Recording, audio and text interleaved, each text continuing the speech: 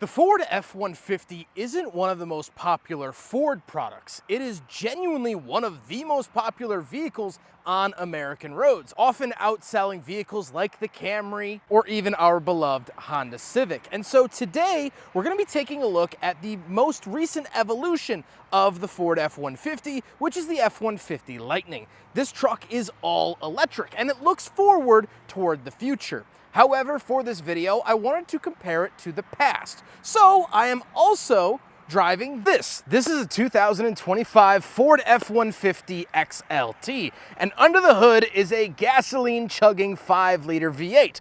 Quite the difference from the Lightning. And so in today's video, we're gonna be comparing the two trucks. We're gonna be talking about the differences in powertrain. We're gonna be talking about the differences in interior and some other minute little things. And then we're gonna get them out on the road and race them to 60.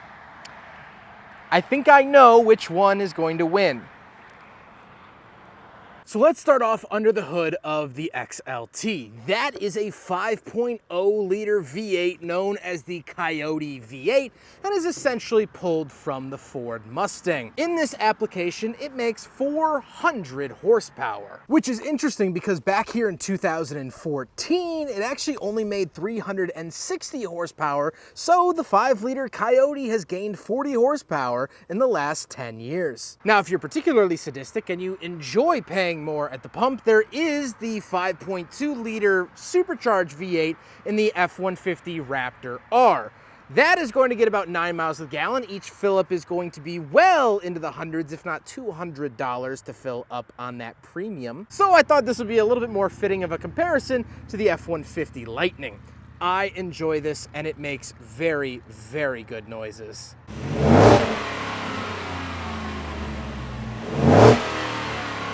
Now, paired to it is a 10-speed automatic transmission.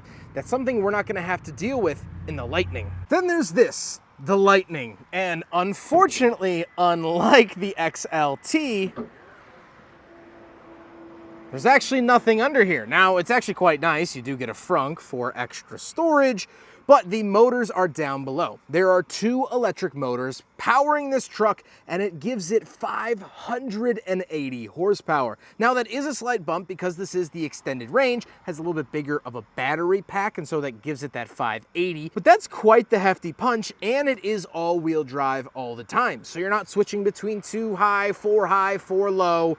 It handles everything. And range, you should be able to expect about 300 miles out of this truck. Now, it does fall short of the Silverado EV, and its best configuration is about 460 miles. But honestly, I have found that this sticks to the mileage pretty good, so I'm happy with that. On the interior, obviously, you'll find a lot of the same materials between the two trucks. It's a little bit more affordable to get nicer things like leather here in the gasoline truck as opposed to the Lightning. However, one big thing, and quite literally I want to talk about, is that here in the XLT, we have a smaller screen with physical climate controls. There's a lot more physicality here in the XLT. There's a lot more tactileness in here, and I personally like that. Going with that engine, that old school engine, we also have old school buttons, and buttons are great. I don't know why we're getting rid of them in cars, but they are truly, truly wonderful. So inside the Ford Lightning, the biggest thing you're gonna notice is this center screen.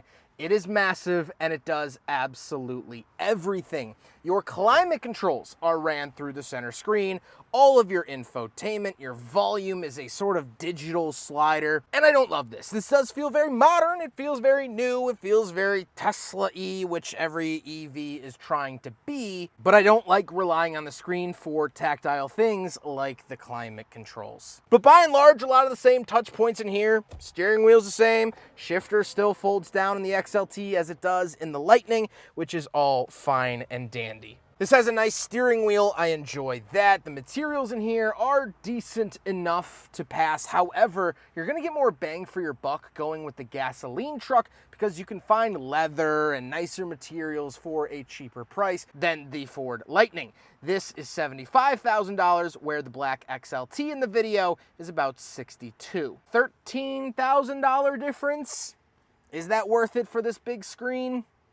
I say no. However, this does have Blue Cruise where the XLT does not, and I love Blue Cruise. That is their hands-free highway driving system, and it is just top-notch, and it's the best. So that would, to me, would be worthy of the upgrade, but this screen, less so.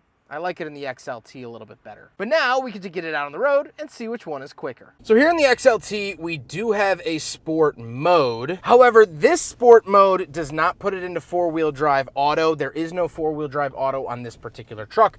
The Raptor R does have four-wheel drive auto because it needs all of that to keep the power down. So we're still in two-wheel drive, which might be a little bit dicey. So the Lightning is all-wheel drive pretty much all the time, which is very, very nice. And we do have sport mode, interestingly enough. It's a little bit more of a pain to turn on. You have to wait for the screen to boot. 1, 2, okay, here it is. Now we're in sport.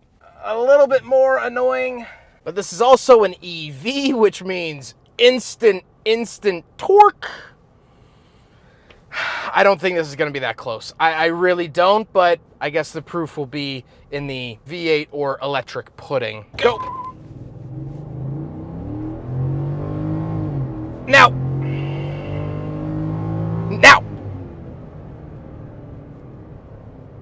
Honestly, the 5-liter, very quick. Very, very quick. You get those sounds, you get that sweet, sweet, sweetness. But I have to feel like the Lightning is quicker. I mean, that is just so instant. It's like a rocket ship, and it's silent when it does it, and it's so smooth. Now, it should be said that this is over $10,000 cheaper than the Lightning. So how important is that performance to you?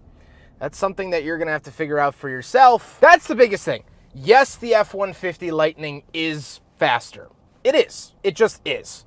However, the everyday, day-to-day, normal things, this is quieter.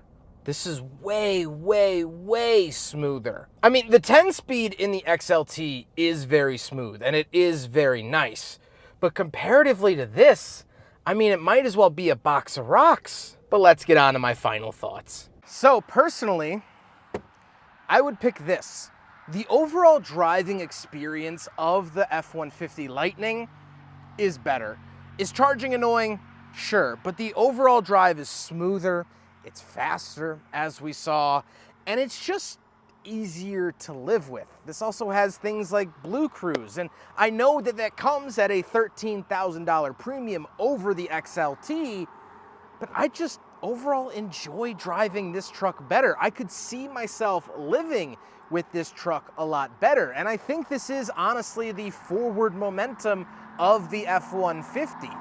I think it's a better product than the XLT, if I'm being completely honest. Now, if you do heavy towing, or if you own a boat and a race car and need to, for some reason, tow them to the same spot, yeah, get a gasoline or a diesel truck. I don't think these will ever replace the diesels. However, I could see this replacing the 5-liter, and probably sooner than we think.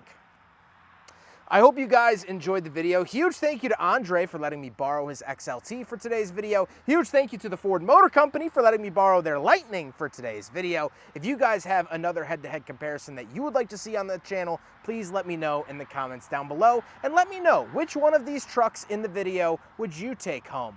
I'm very curious to hear your guys' thoughts. Take care, everyone.